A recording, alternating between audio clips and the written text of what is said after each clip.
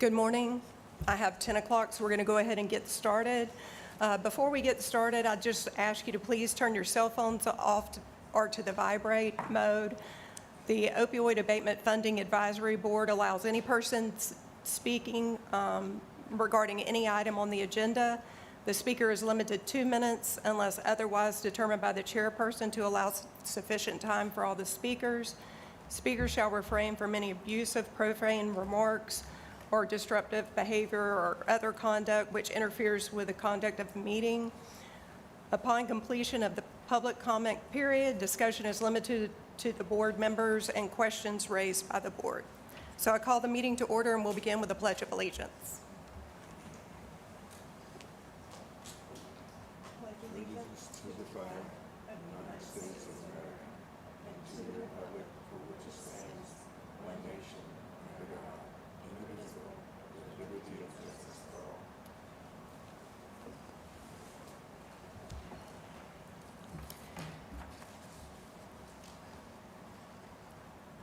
Do I have a motion for the approval of the minutes from the previous meeting on January the 8th?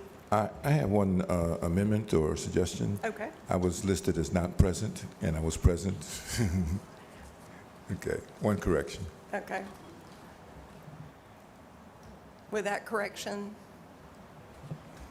Motion to approve. Second. okay, all in favor? Aye. All right, the next item on the agenda would be public speakers. Do we have anyone signed up to speak?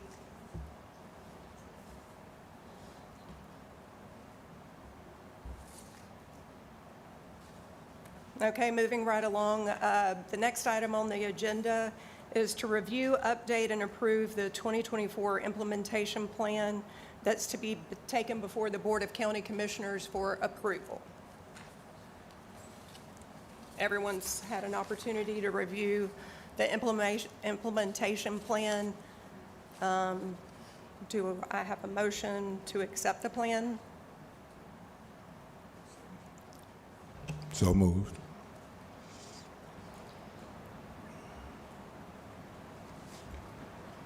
Second that. All in favor? Before you vote on Oh. that, I just want to make the record that we only have 3 members present, but because it's a 5-person board, you do have quorum. Okay, thank you. All in favor? Aye. Aye. Aye. The next item on the agenda, we have a corrections request for the mobile trace units. Do we have someone that would like to speak regarding that?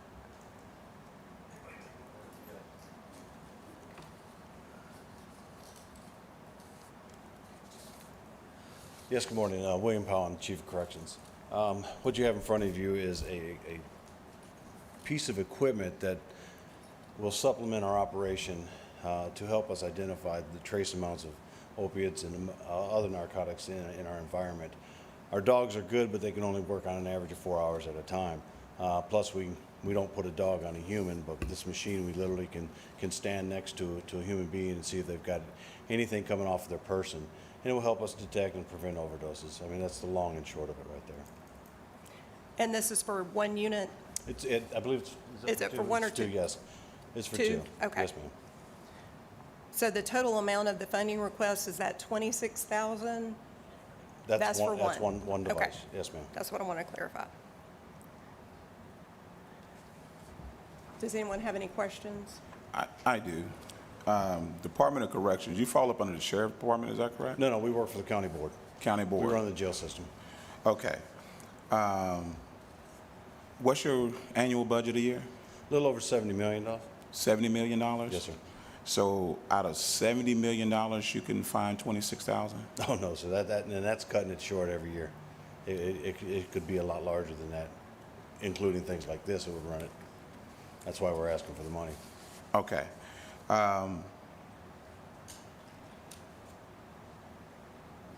At this time, this is my suggestion, is that we take this under consideration, but I don't think we should do an approval today because we have other things in front of us that we've been dealing with. We've been for months, and we have a strategy that we kind of laid out, and I feel like we need to deal with those items first before we start to supplement another county department as of right now. We've done 2 already, but we have some other requests that had come before you that I believe that we need to deal with first, because now you're saying 2, so that'd be like roughly about 54,000 or so. Yes, sir. And so not discounting this request, but we have other items in which that I feel we've been pondering, we've been going over for months. And before we can,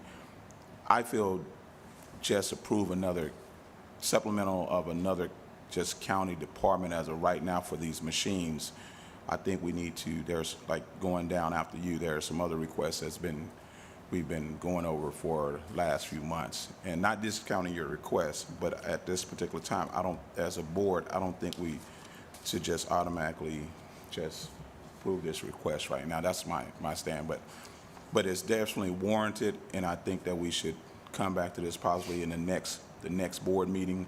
It's time to look over this, things of that nature, and then go forward at that point.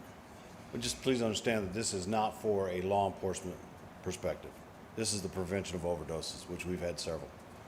We deal with them almost monthly, if not weekly, and during some peaks. And this is just another device to help us try to detect it when individuals have it on their persons. Yes, sir, I understand. Can we clarify, Chair? Yes. Can we clarify if he's making a motion to deny this request and whether or not there's a second before there's any discussion on it? I'm actually making a motion to table it into the next meeting. That's my motion, to table it into the next meeting so we can actually do some more researching for us to deal with some things that we've already had on our table up to this date. That's my motion, to table it until the next meeting.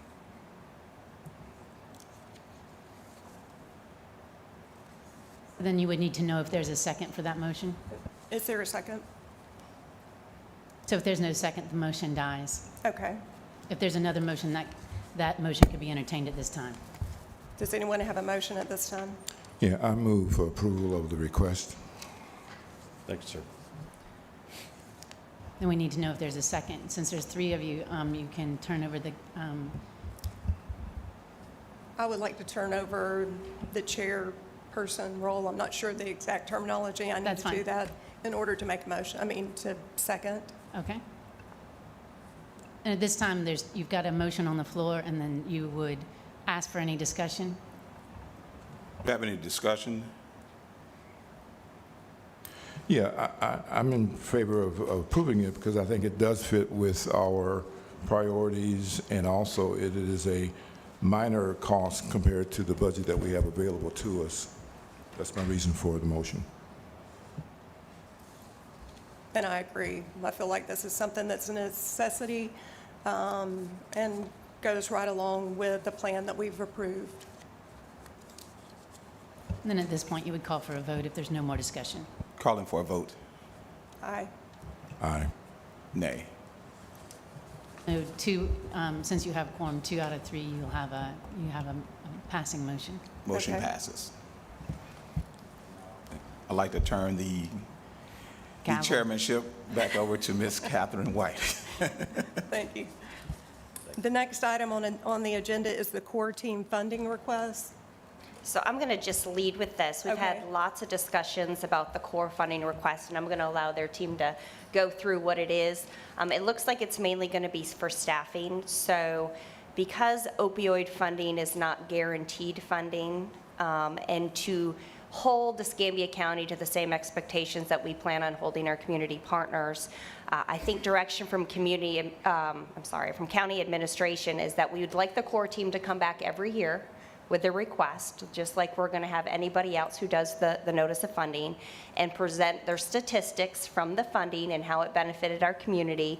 And then we're looking for a few more details of how we would make this work from the core team, like their current funding and any reporting and statistics on what's currently being done with what they currently have, so that we can justify the additional funding. But they're going to present to you what they feel like their need is, and then it's up to you guys which way you want to go with it. Okay, thank you.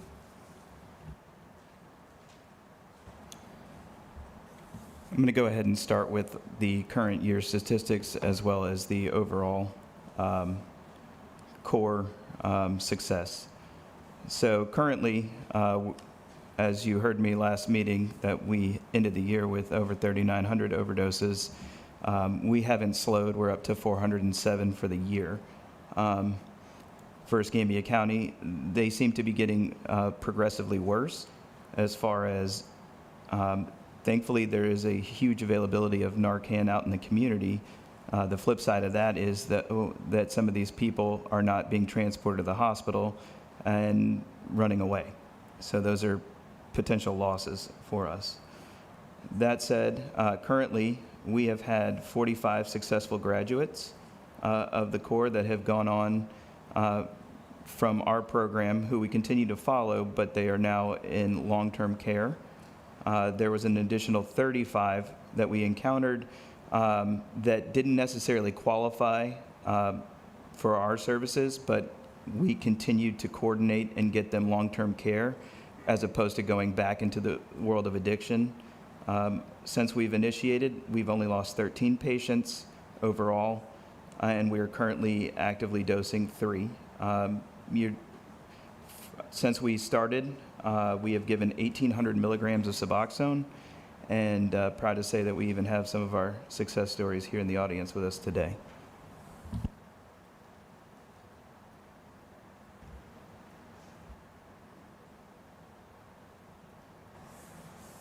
Madam Vice Chair, board members, good morning. Thank you for having us here today. We're always glad to come before you and give you the latest up-to-date information that we have on our core program. We're extremely pleased with the success that we've had so far with our core program, and we look forward to more successes as we grow this group and we grow our services available in the community.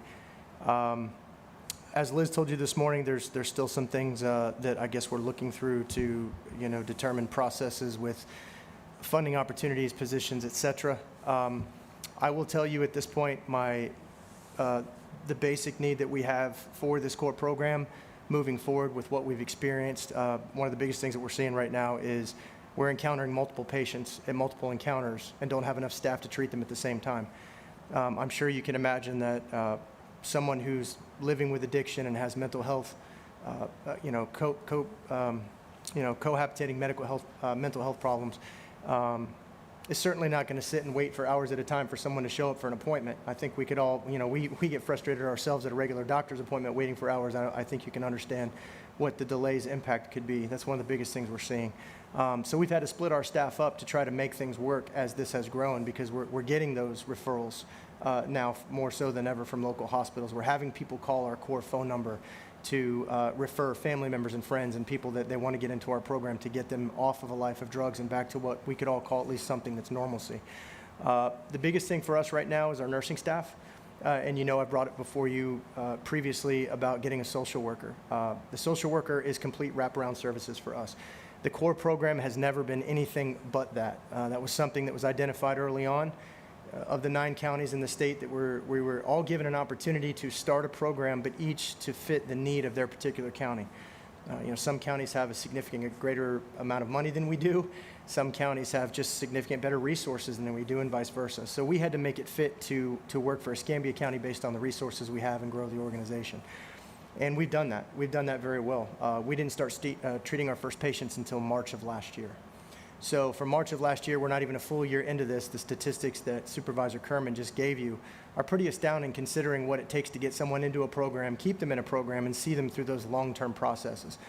So we currently have 4 nurses on staff, and we have 2 EMTs on staff. Our 4 nursing staff are split up over 12-hour shifts, and we put them on those alternating shifts because we have to have that variable ability throughout the day. You never know when you're going to get a phone call for someone that wants to come into the program.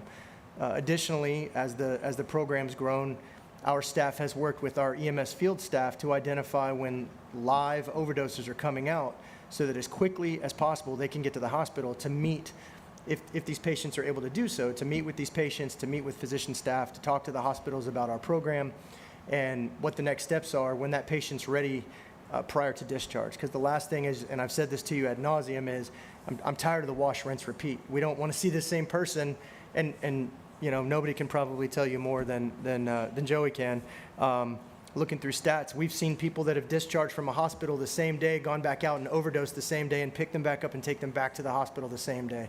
So that when it just becomes to a point where it's pretty disappointing, so to say the least. So for us, our ask moving forward for the additional funding we're asking for 3 additional nursing positions. These are registered nurses. Those 3 nursing staff include salary benefits, and because we are a county entity, we are required to pay FRS for our employees, so that cost would be required in there as well. And we're also asking for a licensed clinical social worker for all of the same as well. We have already spoke to Human Resources to discuss how that would come into play, because when you have specific positions within the county that already exist, you have certain formats you have to follow. In this particular case, we do not have any licensed clinical social workers that are dedicated to that position that work in this county.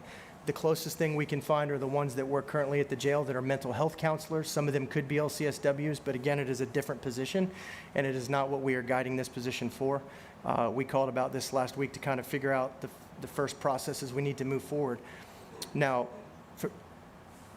for us, sorry, thought there was a question or something. For us moving forward, what we would need to do is we have to bring this to you first, because we can't put the cart before the horse. We can't start setting up all those positions, make those things happen, and ask for them if we know we don't have the funding. But inversely, based on what was discussed this morning, it would appear there's still some things that are being requested in order to vet this process. So our total ask is $472,000. That is all-encompassing of those positions to add to our current staff that we have. That'll give us 7 registered nurses, 2 EMTs, and 1 licensed clinical social worker. We do understand, just as with, and I want to make sure that everybody understands this piece, our current funding that comes through Northwest Florida Health Network, which is the managing entity under DCF, while that has been amazing and it has been consistent and our relationship with them has been fantastic with communications, there is no guarantee for anything moving forward, just as there wasn't under DOH, because after the first year, the funding completely changed right after we came out of the gate to another entity, which kind of shows you never know what's going to happen. So I feel confident with Northwest Florida Health Network and what we have, but this is the next piece moving forward in order to grow our staff, in order to grow our program, and to be able to provide more for the community.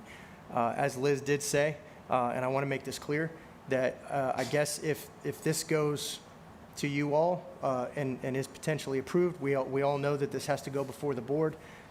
Potentially, depending on the information the board's looking for, we want to make sure that that lines up so that they understand everything we're asking for, the whys, the whos, the whens, all that good stuff, so that everything is seamless and everybody's on the same page. So the only suggestion I would make is, based on this recommendation today, if there's any feeling that there's anything missing or anything that is not aligned at this time for what our ask is, I can get any additional information that you all may feel is necessary to make this a go. I know we've come before you numerous times to put this together, but I want to make sure we're getting you and everybody that needs to know what they need so that there is no doubt as to what we're doing. I think we've been quite transparent with our program, and I can tell you, you can go back and review the meetings where I was recorded. Everything I said we were going to do, we've done, to the very degree that I said we would do it. So I don't think there's any doubt there. I just want to make sure we're following all the processes and everything appropriately. I think what we are asking for does fall within, Appendix A and Appendix B, those types of things for the funding. So I don't think that's the piece. But if there's any other data or anything that might make you all feel better that we could bring to you, I could gladly bring this back at the next meeting and forward that to you to make sure you have everything you all need. Does anyone have any questions? Yeah, I have a couple quick questions. What is your current funding from Northwest Florida? So 2 pieces to that. The first piece we submitted a budget on what we thought our initial cost would be for a program that nobody knew where it was going to go. So my initial ask for all-inclusive, which included Suboxone, it included staff, it included the vehicle that we need to travel around in the community to meet all these people, was a little over $680,000 to the state of Florida. Once we got approval for everything, with the exception of the Suboxone, the medicinals were not allowed to be included in our original package because through processes from the state, that had to be something separate.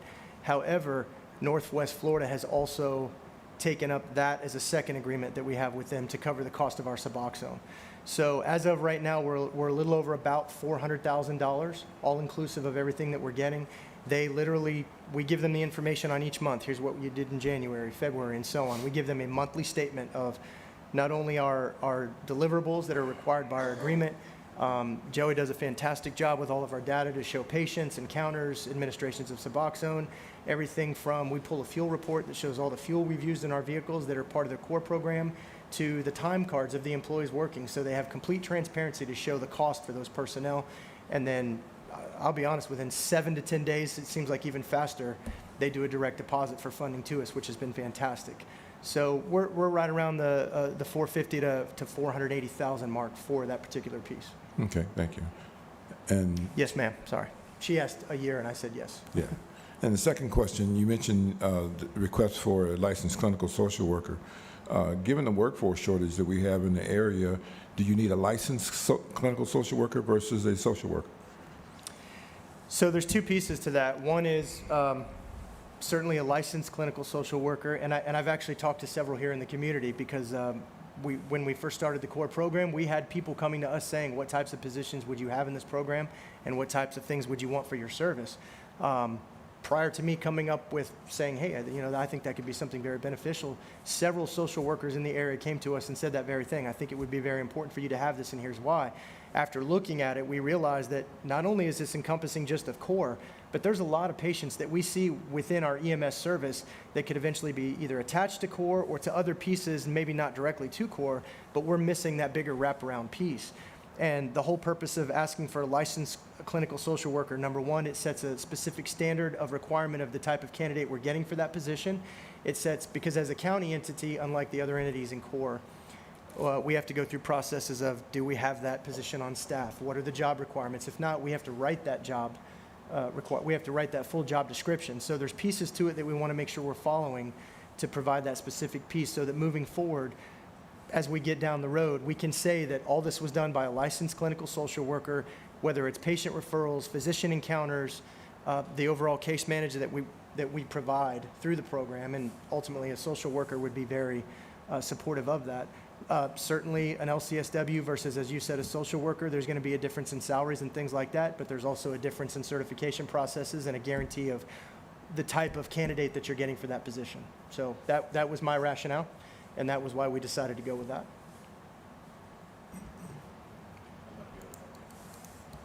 Any other questions? Well, correct. I was I don't know if you heard what the chief said. Sorry, that was a good point. Chief was talking about how in order, and again, they see this at the jail, but in order to have the social workers, you have to have the licensed clinical social worker underneath.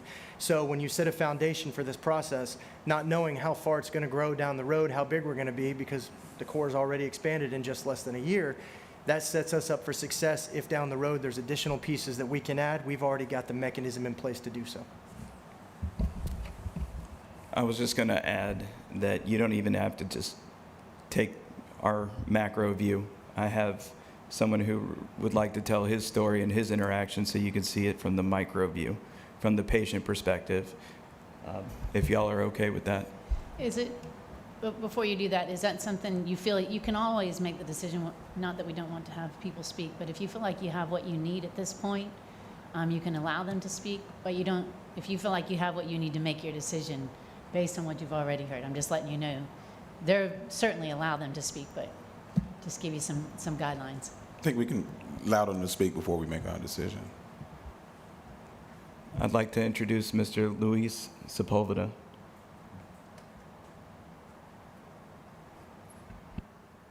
To speak? Okay. Sorry. My name is Luis Sepulveda. 7 months ago, I was severely addicted to fentanyl and methamphetamine. I was homeless. I was an escort. I was living in the woods. And if I would have, I didn't really care about life. If I died tomorrow, whatever. It just so happened. The core program met me in Brownsville.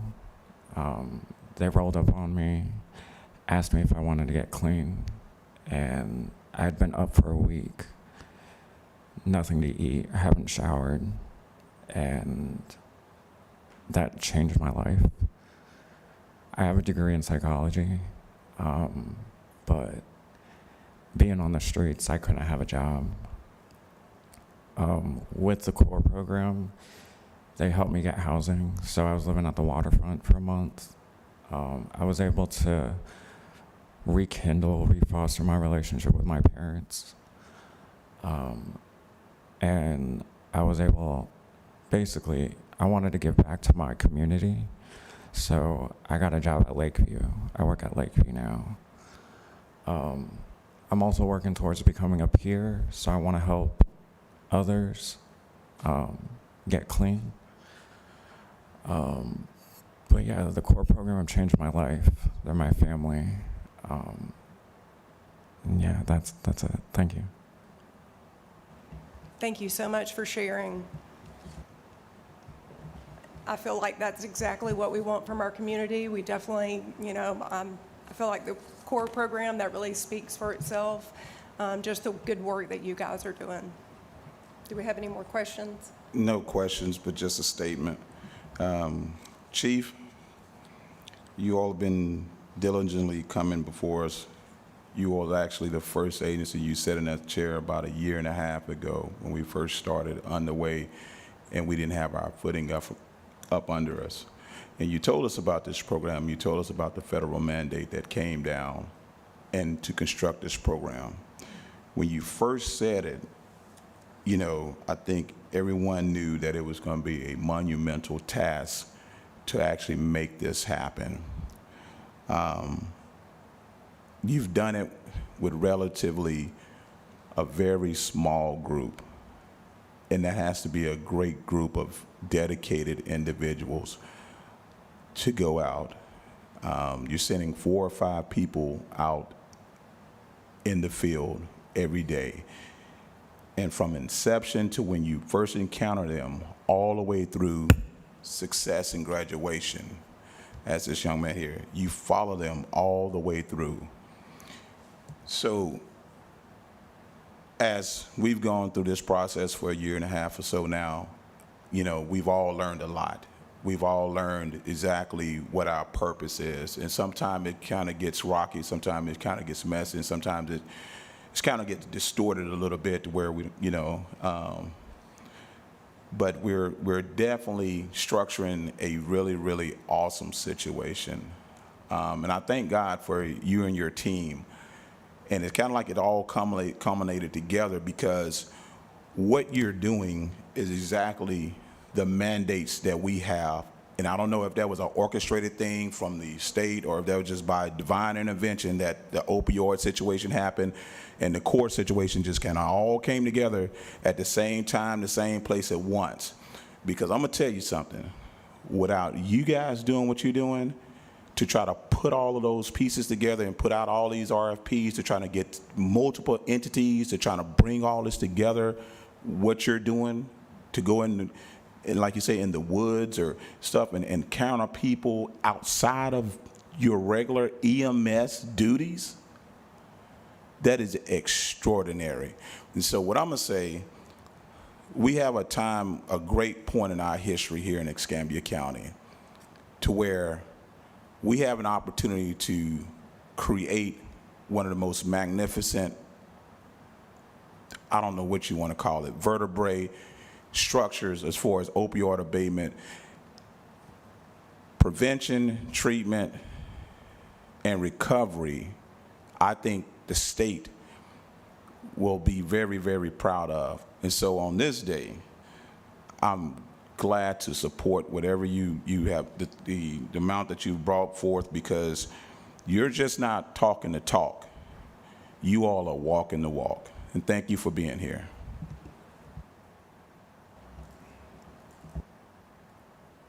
So he's making the motion. I know Christy was going to look at me like that. No, I was just making a statement, and I know motion was to follow. Miss, I love Christy. Christy's going to keep us straight. So if the chairman is going to call for a motion now, I was waiting for her to call for a motion. I was just publicly, Is there a motion? There is a great motion on the table to approve the funding. Is there a second? I second that. All in favor? Aye. So the motion passes for the $472,000 for those positions. All right, the next item on the agenda is the Narcan vending machine. Thank you. So this is back on the agenda because some questions came up. Apparently, this was approved from the board back on March 27th, 2023, and it was the funding amount of $25,000 for a Narcan vending machine for the free Narcan giveaway in May. Well, we missed that. So I'm bringing this back forward. I think the reason why this got tossed around so many times is we just weren't sure where to place them. I think that was the biggest thing. I think somebody came up with fire stations, and I think that maybe was favorable. But I don't know if you guys still want to do this, what your plan is. Do we know who's going to refill the Narcan vending machines? So I just brought it back for more discussion to get a little bit updated guidance, I guess, from you guys. Does anyone have any questions? Yeah, I think that's exactly right because, matter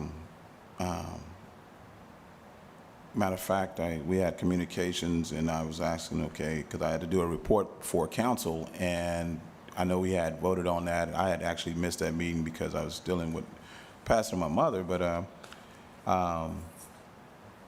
so when that came about and I was giving them an update on what we were actually doing because I'm the council representative, that was not a clear place, okay, like where are the machines, where, you know, things of that nature. So then I found out that it was approved, but I guess the funding hadn't happened on the BCC level because there are questions about those questions. So this may be something that we may want to table until the other meeting, because until we find more information, like exactly say who's going to, like where are we going to get them from, it's a great idea.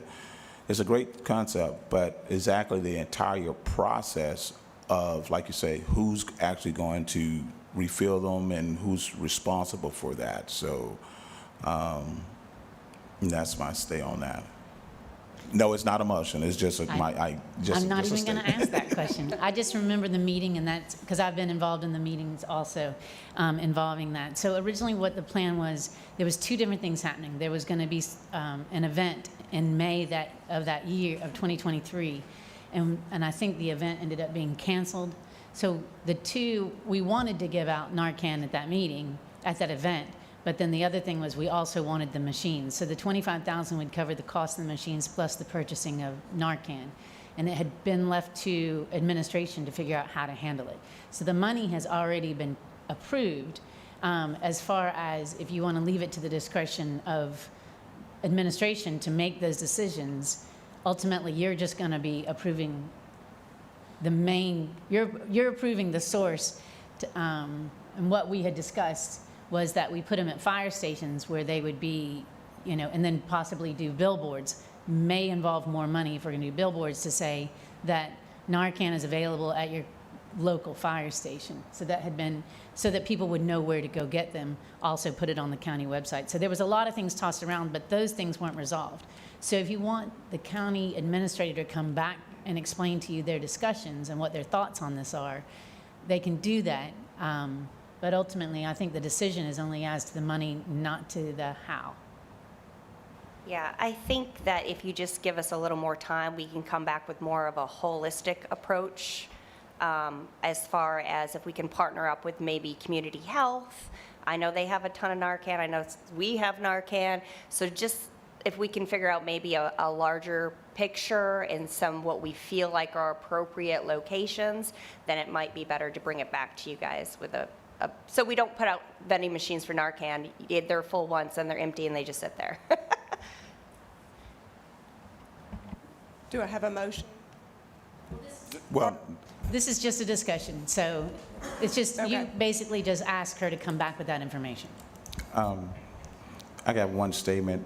If in your planning, in your comprehensive plan, if you could plan for one in the city and one in the county, because you know, greatly, and so, thank you.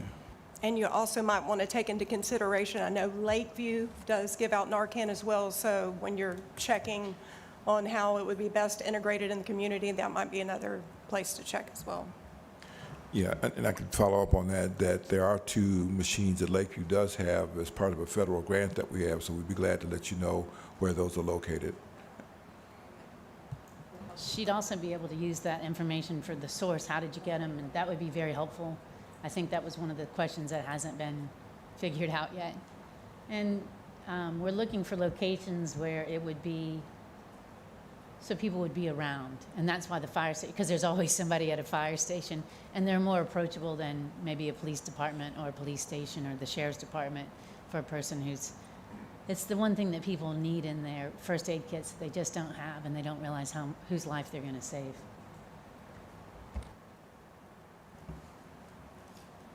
So from my understanding, what you just said and what Dr. Williams just said, so if there was a purchase, so that would give us actually accessibility of 4 in the community, 2 at Lakeview, 1 at a fire station in the county, and possibly 1 in the city. So that actually give us 3 locations, 4 access, 4 machines. Am I understanding that correct? Yeah, and when I bring that back, I'll make sure that we know where those locations are so that you guys have an idea. Okay, thank you. All right, I don't have any other items on the agenda, so do I have a motion to adjourn the meeting? So, Motion to adjourn. Before you do that, do you have the next meeting on the schedule?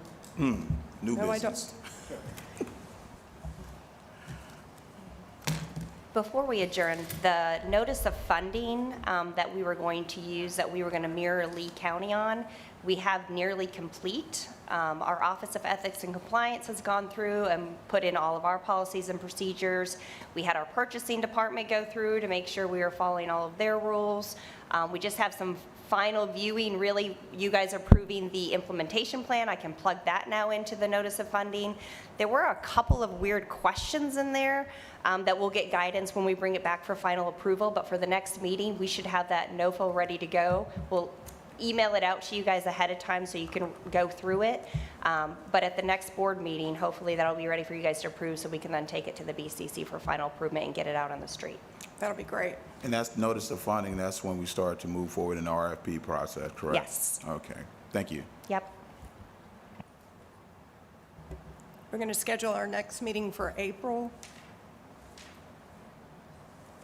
So Monday, April the 8th, would that be at 10? Does that work? Does that work for you? works for me. Sounds Okay. great. So we'll schedule our next meeting Monday, April the 8th at 10 a.m. Do I have a motion to adjourn the meeting? So moved? Second. Second. All in favor? Aye. Aye. Aye, meeting adjourned.